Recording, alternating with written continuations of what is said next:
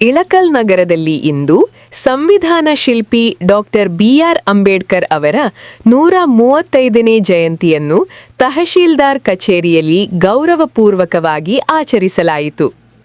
ಈ ಸಂದರ್ಭದಲ್ಲಿ ತಹಶೀಲ್ದಾರ್ ಕಚೇರಿಯಲ್ಲಿ ಡಾಕ್ಟರ್ ಅಂಬೇಡ್ಕರ್ ಅವರ ಭಾವಚಿತ್ರಕ್ಕೆ ಪುಷ್ಪ ನಮನ ಸಲ್ಲಿಸುವ ಮೂಲಕ ಗೌರವ ಅರ್ಪಿಸಲಾಯಿತು. ಕಾರ್ಯಕ್ರಮದಲ್ಲಿ ಮಾತನಾಡಿದ ಅಧಿಕಾರಿಗಳು ಅಂಬೇಡ್ಕರ್ ಅವರ ತತ್ವಗಳು, ಸಮಾನತೆ ಮತ್ತು ಸಾಮಾಜಿಕ ನ್ಯಾಯಕ್ಕಾಗಿ ಅವರು ನೀಡಿದ ಅಪಾರ ಕೊಡುಗೆಯನ್ನು ಸ್ಮರಿಸಿದರು. ಈ ಸಂದರ್ಭದಲ್ಲಿ ಇಳಕಲ್ ತಹಶೀಲ್ದಾರ್ ಅಮರೇಶ ಪಮ್ಮಾರ್, ಸಮಾಜ ಕಲ್ಯಾಣ ಇಲಾಖೆಯ ತಾಲೂಕಾಧಿಕಾರಿ ಕಟ್ಟಿಮನಿ, ಶಿಕ್ಷಣ ಇಲಾಖೆಯ ಬಿಇಒ ಶ್ರೀಮತಿ ಜಾಸ್ಮಿನ್ ಕಿಲ್ಲೇದಾರ್ ಸೇರಿದಂತೆ ವಿವಿಧ ಇಲಾಖೆಗಳ ಅಧಿಕಾರಿಗಳು ಹಾಗೂ ಸಿಬ್ಬಂದಿಗಳು ಭಾಗವಹಿಸಿದ್ದರು. ನಗರದ ಹಲವು ಮುಖಂಡರು ಸಹ ಕಾರ್ಯಕ್ರಮದಲ್ಲಿ ಪಾಲ್ಗೊಂಡು ಅಂಬೇಡ್ಕರ್ ಅವರ ಆದರ್ಶಗಳನ್ನು ಸ್ಮರಿಸಿದರು. ಒಟ್ಟಾರೆ ಈ ಕಾರ್ಯಕ್ರಮ ಅಂಬೇಡ್ಕರ್ ಅವರ ಸಂದೇಶಗಳನ್ನು ನೆನಪಿಸುವ ಅರ್ಥಪೂರ್ಣ ಆಚರಣೆಯಾಗಿ ಮೂಡಿಬಂದಿತು.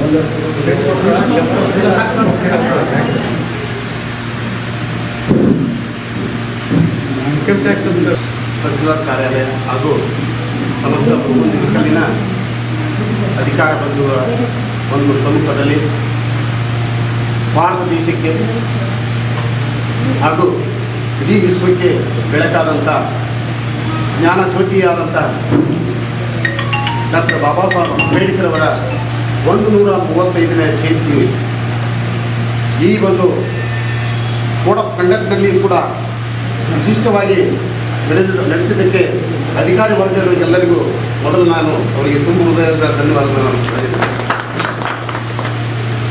ನಮ್ಮ ಜೀವವಾದಂಥ ನಮ್ಮ ಬದುಕಿಗೆ ಸದಾ ಚೈತನ್ಯವನ್ನು ನೀಡಿದಂಥ ಡಾಕ್ಟರ್ ಬಾಬಾ ಸಾಹೇಬ್ ಅಂಬೇಡ್ಕರ್ ಇವರ 135ನೇ ಜಯಂತಿ ಅವರು ಹುಟ್ಟಿದ ಹಬ್ಬ. ಅವರು ಇವತ್ತು ಜಯಂತಿ ಮಾಡಿಸಿಕೊಳ್ತಿದ್ದಾರೆ ಅಂದರೆ ನಮಗೆ ಮತ್ತು ನಮ್ಮ ಭಾರತ ದೇಶಕ್ಕೆ ಇಡೀ ವಿಶ್ವಕ್ಕೆ ಕೊಟ್ಟಂಥ ಜ್ಞಾನದ ಸಂಕೇತವಾಗಿ ಇವತ್ತು ಅವರು ಜಯಂತಿ ಮಾಡಿಸಿಕೊಳ್ತಾ ಇದ್ದಾರೆ. ಜಯಂತಿಗಳನ್ನು ಸುಮ್ಮನೆ ಯಾರು ಜಯಂತಿಗಳನ್ನು ಮಾಡೋದಿಲ್ಲ. ಯಾವ ಮನುಷ್ಯರಿಗೆ, ಪ್ರಾಣಿಗಳಿಗೆ, ಪರಿಸರಕ್ಕೆ ಪ್ರೀತಿ ಕೊಡ್ತಾನೋ, ಒಂದು ಜೀವ ಕೊಡ್ತಾನೋ, ಹೀಗೆ ಬದುಕಬೇಕೆಂದು ಆದರ್ಶಗಳನ್ನು ನಮಗೆ ಕೊಡ್ತಾರೋ ಅಂಥವರ ಜಯಂತಿಯನ್ನು ಮಾಡ್ತಾ ಇದ್ದೇವೆ. ಬಂಧುಗಳಲ್ಲಿ ನನ್ನದೊಂದು ಅಧಿಕಾರ ವರ್ಗಗಳಲ್ಲಿ ವಿನಂತಿ, ಬಾಬಾ ಸಾಹೇಬ್ ಅಂಬೇಡ್ಕರ್ ಅವರು ಕೇವಲ ಜಯಂತಿಗೆ ಸೀಮಿತವಾಗದೆ, ಅವರು ಕೇವಲ ಜಯಂತಿ ಮಾಡೋದಕ್ಕೆ ಸೀಮಿತ ಆಗದೆ, ಅವರು ಕೊಟ್ಟಂಥ ಆದರ್ಶಗಳನ್ನು, ಅವರು ಕೊಟ್ಟಂಥ ಮೂಲಭೂತ ಸೌಕರ್ಯಗಳನ್ನು, ಅವರು ಕೊಟ್ಟಂಥ ವಿಚಾರಗಳನ್ನು, ಆದರ್ಶಗಳನ್ನು ತಮ್ಮ ಅಧಿಕಾರ ವರ್ಗಕ್ಕೆ ತಾವು ತಿಳಿಸಿಕೊಡಬೇಕಾಗಿ ತಮ್ಮನ್ನು ವಿನಿಸಿಕೊಳ್ತಾ ಇದ್ದಾರೆ. ಯಾವುದೇ ಒಂದು ಇವತ್ತು ಕಾನೂನು ಒಂದು ಸೂಜಿಗೆ ಮೊದಲು ಮಾಡಿ ಅವರು ಕಾನೂನು ಬರೆದಿದ್ದಾರೆ. ಇವತ್ತು ನಾವು ನೀವೆಲ್ಲ ಶಿಕ್ಷಣವಂತರಾಗಿ ಇಷ್ಟೊಂದು ಐಷಾರಾಮಾಗಿ ಮತ್ತು ಇಷ್ಟೊಂದು ಸೂಕ್ಷ್ಮವಾಗಿ ನಿಂತಿದ್ದೀವಿ ಅಂದರೆ ಅದಕ್ಕೆ ಬಾಬಾ ಸಾಹೇಬ್ ಅಂಬೇಡ್ಕರ್ ಅವರೇ ಕಾರಣ. ಮಾನ್ಯರೇ, ಒಂದು ಕಡೆ ಬಾಬಾ ಸಾಹೇಬ್ ಹೇಳ್ತಾರೆ, ಹುಲಿ ಹಾಲು ಕುಡಿದವ ಅವನು ಗರ್ಜಿಸಲೇಬೇಕು, ಹಾಗೆ ಶಿಕ್ಷಣ ಪಡೆದವನು ಅವನು ಯಾವಾಗಲೂ ಅವನು ಚೈತನ್ಯದಿಂದ ಇರ್ತಾನೆ ಅನ್ನೋದಕ್ಕೆ ನಾವು ನೀವೆಲ್ಲ ಸಾಕ್ಷಿಯಾಗಿದ್ದೇವೆ. ಬಂಧುಗಳೇ, ಅವರು ಪಟ್ಟಂಥ ಕಷ್ಟ ಅಷ್ಟಿಷ್ಟಲ್ಲ. ಅವರು ನಮ್ಮ ಸಂವಿಧಾನವನ್ನು 7 ವರ್ಷ 11 ತಿಂಗಳು 19 ದಿನಗಳಲ್ಲಿ ಸಂವಿಧಾನ ಬರೆದು ಮುಗಿಸ್ತಾ ಇದ್ದಾರೆ. ಸ್ವಲ್ಪ ಜನ ಒಂದಿಬ್ಬರು ವಿದೇಶಕ್ಕೆ ಹೋಗ್ತಾರೆ, ಸ್ವಲ್ಪ ಜನ ಆರಾಮಿಲ್ಲ ಅಂತ ಬಿಟ್ಟುಕೊಡ್ತಾರೆ. ಹೀಗೆ ಅವರು ಎಲ್ಲರೂ ಬಿಟ್ಟಾಗ ಇಲ್ಲ ಈ ಸಂವಿಧಾನ ಬರಲೇಬೇಕಂತ ಅವರು ತೀರ್ಮಾನ ಮಾಡಿ ಅವರು 7 ವರ್ಷ 11 ತಿಂಗಳು 19 ದಿನಗಳಲ್ಲಿ ಸಂವಿಧಾನ ಬರೆದು ಬಿಡ್ತಾರೆ. ಎಷ್ಟೊಂದು ಅದ್ಭುತವಾದ ಸಂವಿಧಾನ ಬರೆದುಬಿಟ್ಟಿದ್ದಾರೆ ಅಂದರೆ, ಆ ಒಂದು ಅವರು ಕಾನೂನನ್ನು ಒಂದು ತಿದ್ದಬೇಕಾದ್ರೆ ಒಂದು ವರ್ಷ ಅಲ್ಲ 10 ವರ್ಷ ಆದರೂ ಒಂದು ಕಾನೂನು ತಿದ್ದಕ್ಕೆ ಸಾಧ್ಯ ಇಲ್ಲ. ಅಂತ ಒಂದು ಮಹನೀಯ ನಮಗೆ ಸಿಕ್ಕಿದ್ದಾನೆ. ಅವರು ಸಂವಿಧಾನ ಕೇವಲ 218 ಅಥವಾ 20 ಬರೆದುಬಿಟ್ಟಿದ್ದಾರೆ. ಇಂಥ ಒಂದು ಸಂವಿಧಾನ ನಾವು ಏನು ಮಾಡಬೇಕಿಲ್ಲ.